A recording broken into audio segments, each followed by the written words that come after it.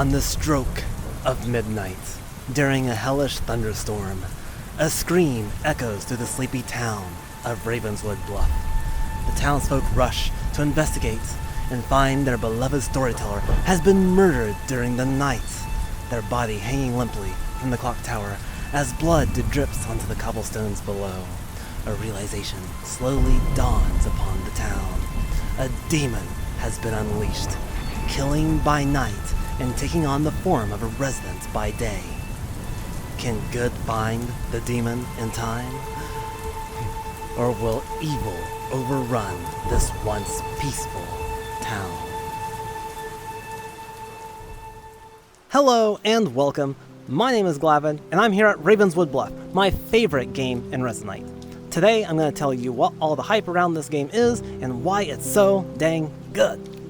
Ravenswood Bluff is the unofficial VR adaptation of the popular board game Blood On The Clocktower, created by Steven Medway and published by the Pandemonium Institute.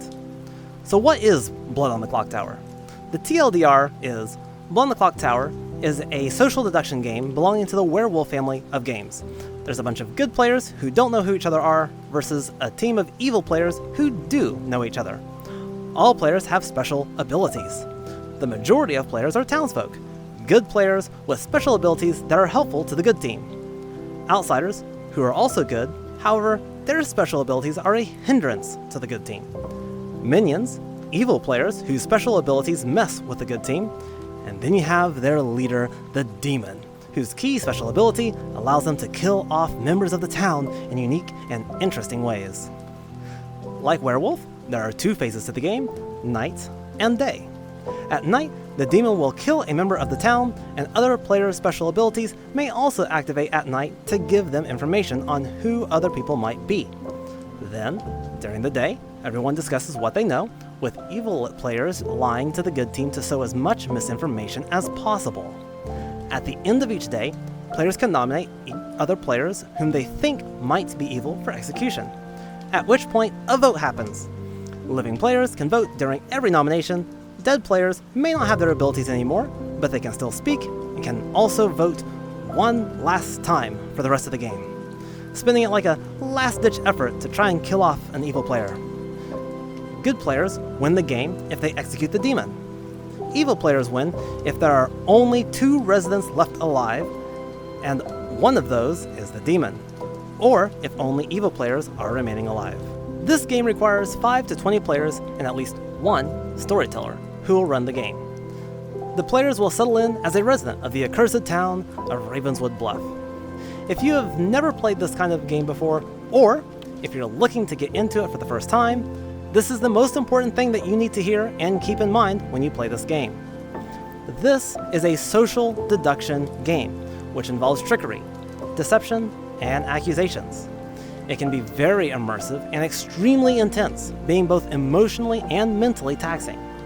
Before you play, make sure that you understand how social deduction games work and can handle the stress of lying, being lied to, having to defend yourself, and having to accuse other players, and so forth. This means that you're going to see your kind, lovable, sweet-hearted friends who would obviously never, ever lie to you, suddenly transform into the most formidable monsters that are out to get you. And I am no exception.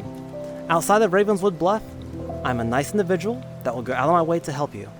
But beyond these gates, make no mistake, I am a demon, and I will take advantage of everything I can to take you and the rest of this accursed town down into the dark pits of hell with me. So, if you're playing with us or watching us play, just know that if I or someone else seems like we're becoming a little bit too aggressive, manipulative, accusational, or exhibiting otherwise uncharacteristic behavior, just know that's all part of the game and there is no actual ill will towards each other. So, if you're already stressed or not feeling well or even just having a bad day, this game can easily make it worse, and you probably should skip that session.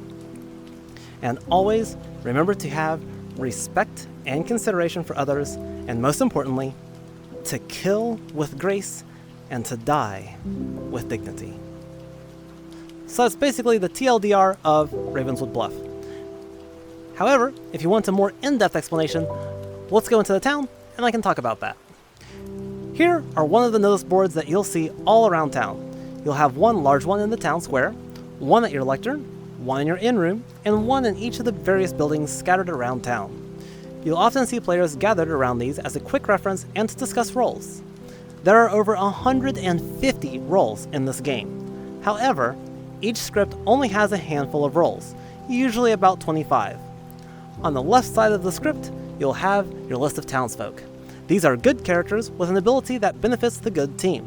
They are the most common character in a typical game and have a large variety of abilities from gathering information to protecting other players from the demon. On the top right, you have the outsiders. Here, they are also good players, but have an ability that hinders the good team. Their presence varies based on the player count of a game, and their abilities include things such as falsely registering as evil, mistakenly believing they are a townsfolk, or even losing the game for their entire team if they're executed. And then below that are the minions. Minions are evil characters with an ability that also hinders the good team. They act as support for their demon, undermining the efforts of the town through deceit and trickery. Their abilities include things that cause abilities to malfunction, save the demon from death, and force the good team to work against their best interests. The demon is an evil character with the ability to kill. They are the primary cause of chaos in the town and the ultimate target that the good team must defeat. In addition to their ability to kill each night, the demon has extra protections, such as being able to jump to the body of a different evil player, turning their victims to their side, or even to twist the very fabric of reality so that all information received is false.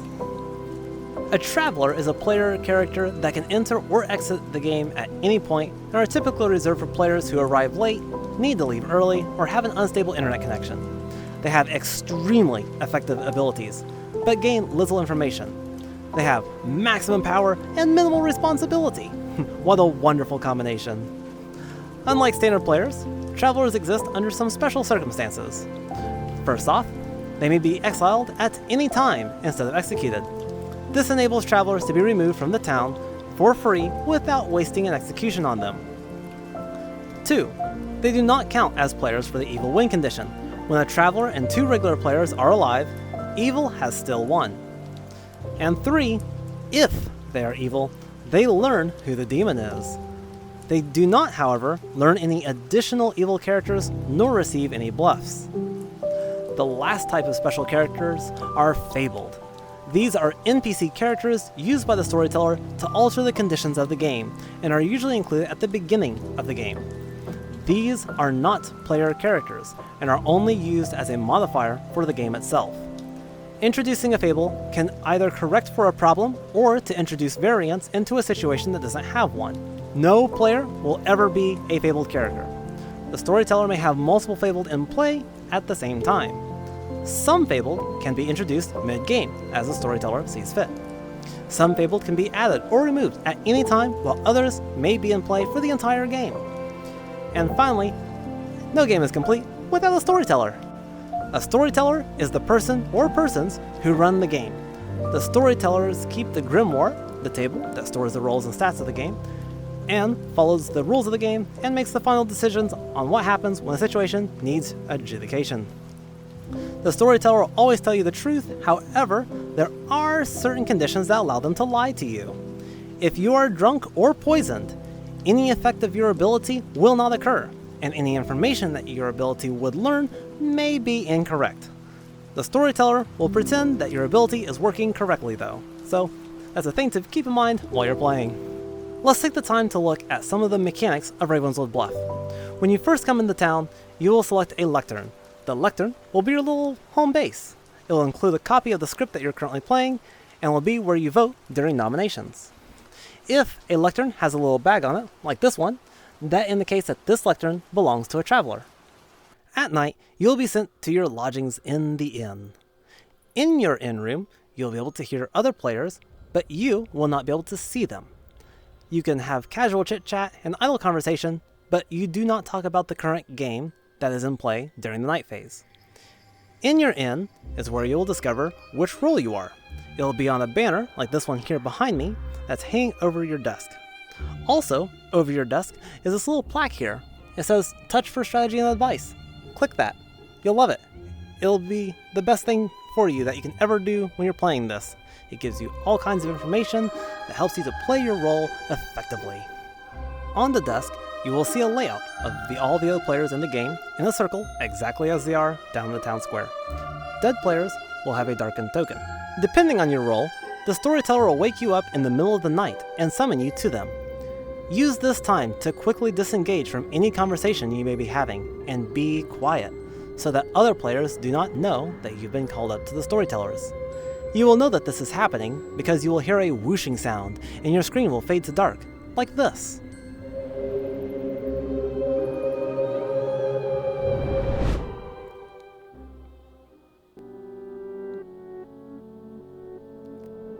Once here, the storyteller will either tell you your information or will prompt you if you'd like to use your ability.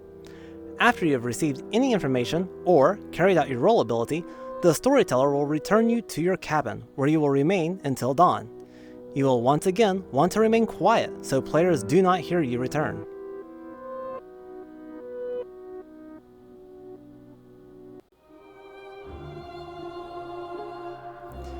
At the end of the night, you will hear rain, and your screen will fade to dark, like this.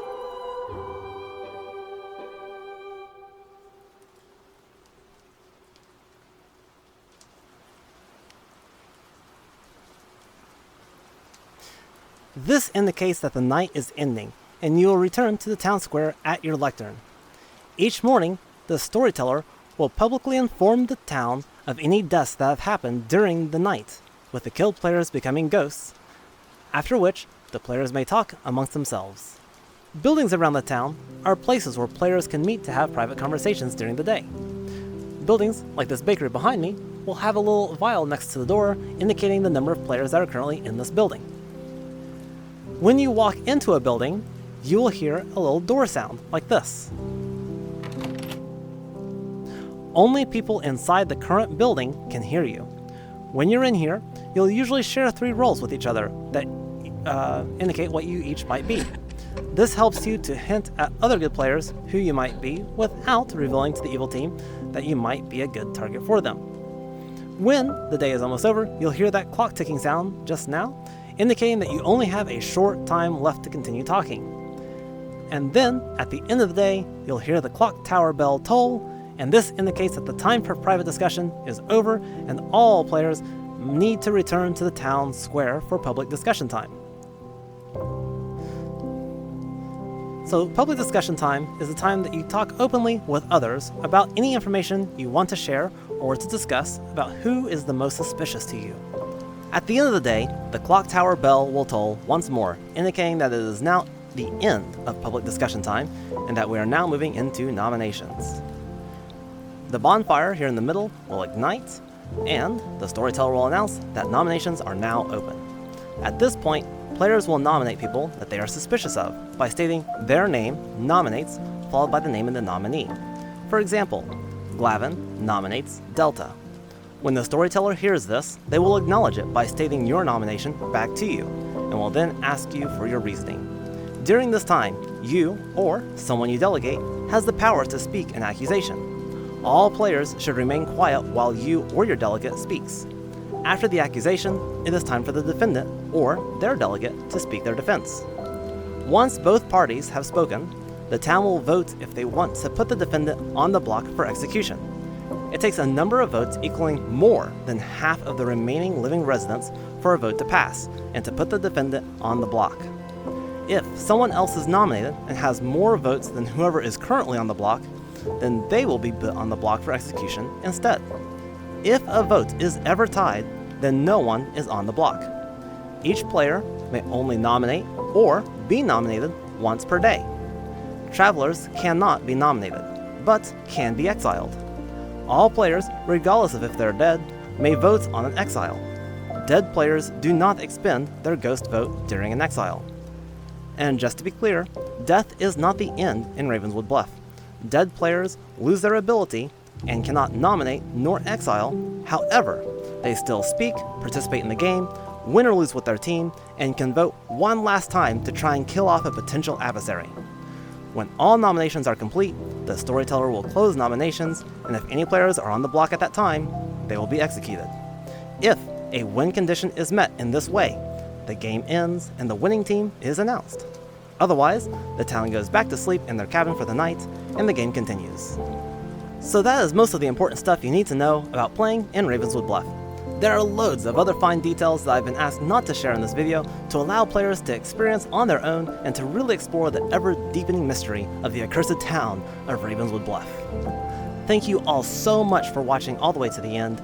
If you enjoyed the video, please leave a like and subscribe to help the channel grow. Also, please share this video to help new players be able to more easily find helpful information on this amazing game. Thank you so much again, and I'll see you next time.